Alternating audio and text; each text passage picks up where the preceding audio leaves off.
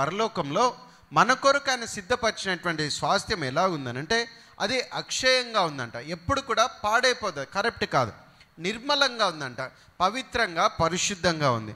అదే సమయంలో వాడబారకుండా ఉందంట. ఎప్పుడు కూడా అది వాడిపోదు, ఎప్పుడు కూడా అది ఫ్రెష్గానే ఉంటుంది. పరలోకంలో ఉన్నటువంటి ప్రెజెన్స్ ఆ విధంగా ఉంటుందండి. ఎప్పుడు కూడా ఫ్రెష్గానే ఉంటుంది. అక్కడ ఎప్పుడు కూడా దేవుని లైఫ్తో అదంతా నింపబడి ఉంటుంది. ఎప్పుడు కూడా ప్రతి ఒక్క అక్కడ ఉండేటువంటి చెట్లు కానీ, చేమలు కానీ, ఈవెన్ అక్కడ ఉండేటువంటి ఫ్లవర్స్ కానీ ప్రతిదీ కూడా దేవుని స్తుతిస్తూ ఉంటాయంట. ప్రతి దాంట్లోంచి కూడా ఒక మ్యూజిక్ వస్తుందంట.